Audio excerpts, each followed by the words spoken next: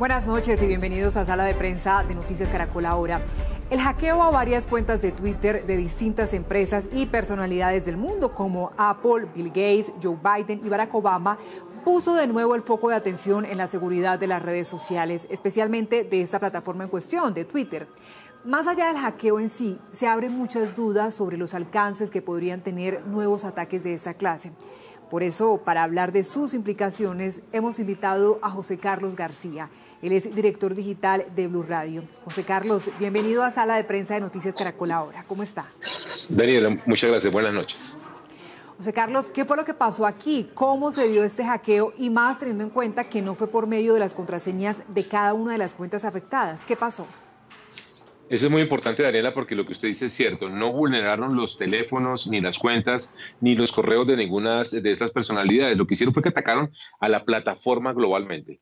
Todo parece indicar, Daniela, que lograron hacerlo o a través de un engaño a uno de los empleados de Twitter que manejaba el acceso a estas cuentas verificadas, además de personalidades muy importantes, aunque también las autoridades tienen sospechas de que hubo, al parecer, dolo, dinero de por medio, sobornaron a un empleado de esta compañía. Una vez tuvieron acceso a las cuentas de estas personas, lanzaron unos trinos invitando a la gente a donar dinero para recibir en respuesta el doble de la plata que le dieran a una de estas figuras. Mucha gente cayó, lograron recolectar unos 120 millones de dólares en un poco tiempo. Así que fue una situación muy compleja. En la cara de todo el mundo hicieron un gran robo a través de bitcoins, de criptoactivos. Y entiendo que la supuesta intención estaba relacionada con una campaña, algo buscando fondos en medio de esta pandemia por el COVID-19, ¿verdad? Así es, muchas de estas personas que hackearon o las cuentas a las cuales usurparon por unos minutos, pues son Bill Gates, Elon Musk, Jeff Bezos, personas que de cierta manera tienen una cierta inclinación hacia la filantropía. Y los trinos que usaron decían, hoy me siento, por ejemplo, el de Elon Musk decía, hoy me siento bien, quiero retribuirle algo al mundo, consígneme aquí en unos bitcoins y por cada bitcoin que me den yo les devuelvo el doble, así quiero devolverle algo de dinero y algo de bienestar a la gente. Entonces, a partir de esa campaña, como usted bien dice, Daniela, que era relacionada con el COVID, con ayudar con la pandemia, con dar algún tipo de alivio a compañías y personas, pues mucha gente terminó cayendo. Claro, aparentemente era algo real. José Carlos, pero esos ataques no son inusuales. Entonces, ¿por qué este llamó tanto la atención? ¿Qué fue lo que lo hizo especial? Algunos expertos en ciberseguridad en el mundo lo calificaron como el peor hackeo. ¿Por qué?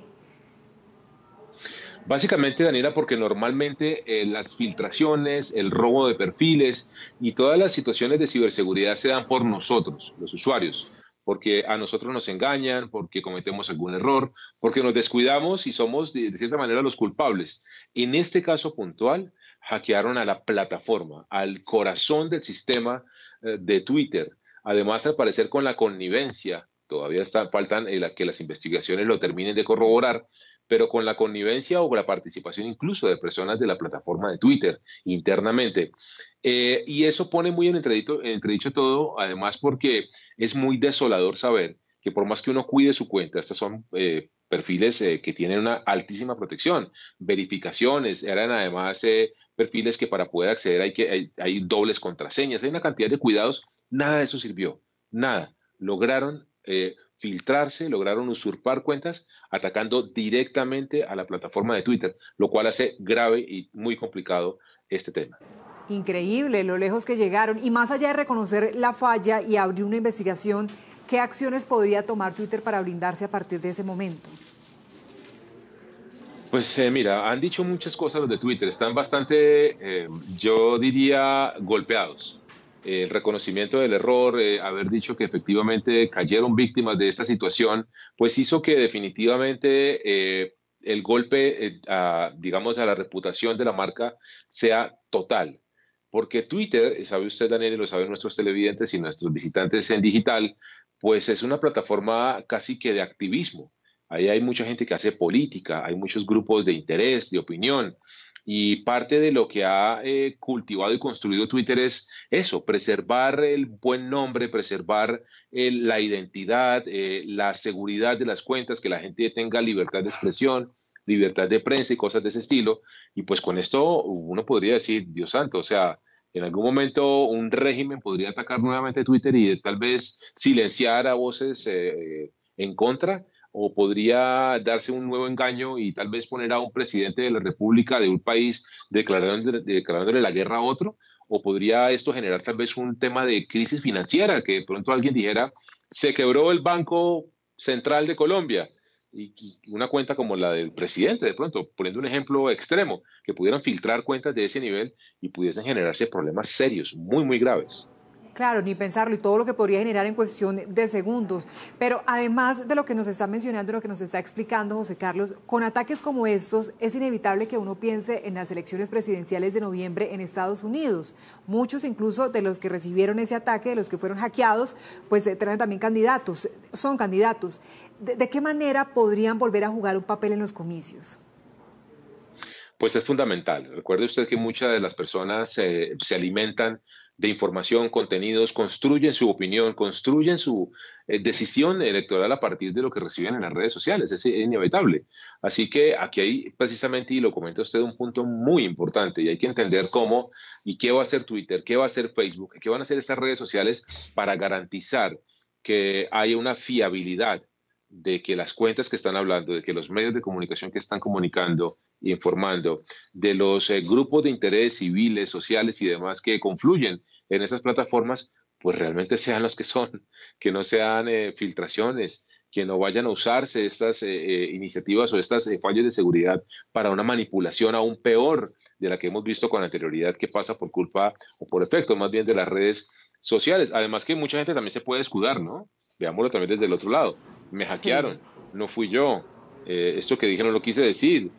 Así que todos esos mantos de dudas son los que realmente desestabilizan por completo, digamos, si existiese la institucionalidad de las redes sociales. Evadiría esa responsabilidad. Ya nos has venido hablando, José Carlos, justamente de esa vulnerabilidad en la que quedamos, de esa inseguridad, podríamos decirlo, o que todo es posible en Twitter después de este hackeo. ¿Qué tan mal parado queda esta red después de este ataque y más teniendo en cuenta los rifirrafes que el presidente Trump ha tenido con esa red recientemente? Yo creo que se pueden estar conjugando varias situaciones allí, no solamente la reputación de Twitter, sino también la de Bitcoin. Bitcoin o los criptoactivos, las monedas virtuales, son unas plataformas muy relevantes, muy importantes. Y aquí lo que hicieron fue un robo a partir de una red de Bitcoin que también tiene, de cierta manera, una afectación reputacional. Quienes no conocen los Bitcoins o gobiernos que estaban contemplando la posibilidad de usar ese tipo de criptoactivos como parte de sus plataformas de bancarización y de tecnologías bancarias, pues hoy en día deben estar preguntándose qué tan seguro es poner a circular moneda, valores del Estado a través de una plataforma como estas. Yo creo que Twitter tiene que hacer, para responderle la pregunta, un gran trabajo de transparencia, de refuerzo, por supuesto, desde lo técnico, pero también de las políticas internas de trabajo y de seguridad de la información a partir de las personas.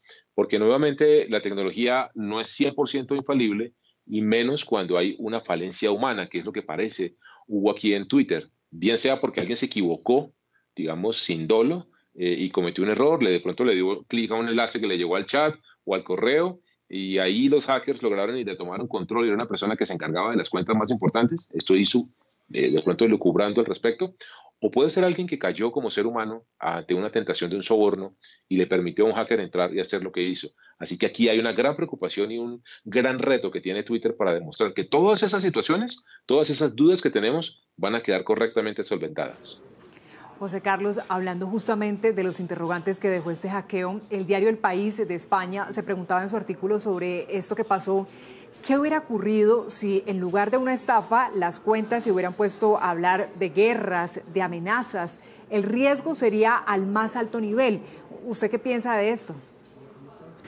Correctamente, estoy muy de acuerdo con El País de España. De hecho, hay tecnologías, Daniela, que la gente conoce como el deep fake. No sé si ha visto que le ponen, a mí me pueden poner la cara de un presidente y yo empiezo a hablar y me veo como la persona.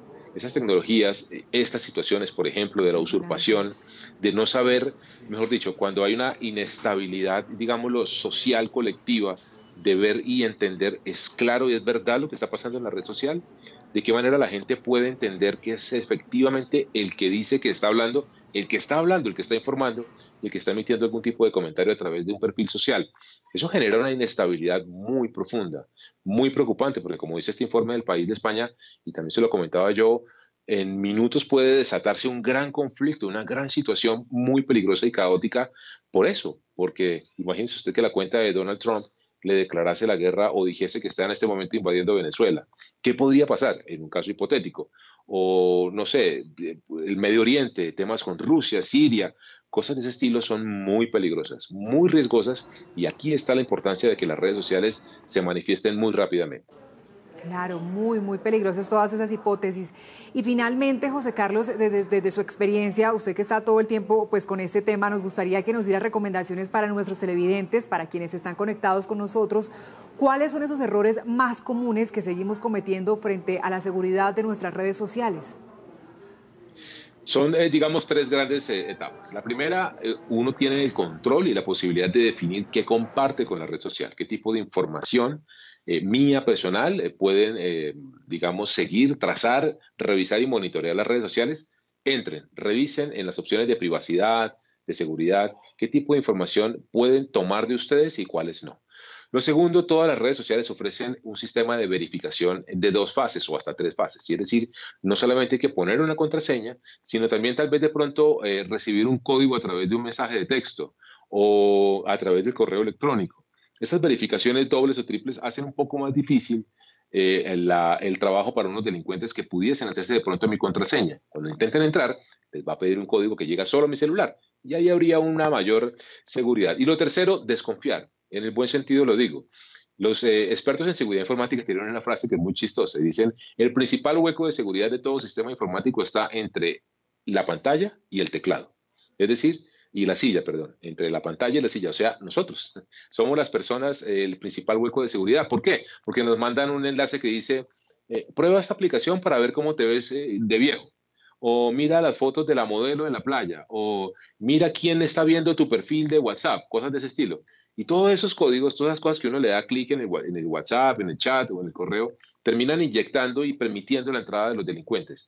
Se denomina eso la ingeniería social. Picarle la curiosidad para que uno tome una acción y le deje la puerta abierta a un delincuente para que tome acción o tome control de mi información. Eso es también desconfiar, no le den clic a todo lo que les llega a través de su chat y su correo. Pues qué importante eso que nos acaba de explicar, José Carlos, porque aunque pareciera ser intenso de nuestra parte, los medios de comunicación, en seguir insistiendo, por favor, sigan esas recomendaciones, desconfiar, como usted mismo lo ha dicho, pues prácticamente todos los días vemos casos de estafas, de engaños, muchos han caído a pesar de que insistimos tanto en este tema. Por eso es muy importante y muy valioso. Gracias por acompañarnos en Sala de Prensa, José Carlos García. Un placer siempre. Nosotros hacemos una pausa, pero al regreso, Ricardo Ospina nos va a contar qué tiene en el radar. Ya volvemos.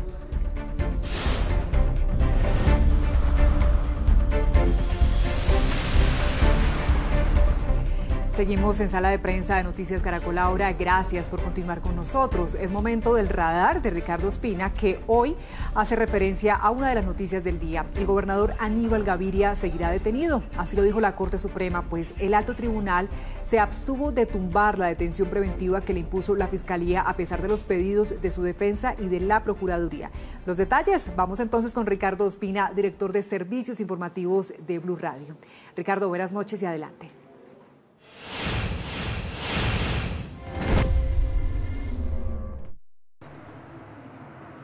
Muy buenas noches. Hoy entra en el radar aquí en Sala de Prensa en Noticias Caracol Ahora el proceso que tiene en casa por cárcel al suspendido gobernador de Antioquia, Aníbal Gaviria Correa, un peso pesado de la política antioqueña y de hecho un hombre que tenía un perfil tan elevado que incluso aparecía y todavía aparece como un eventual presidenciable a futuro de nuestro país.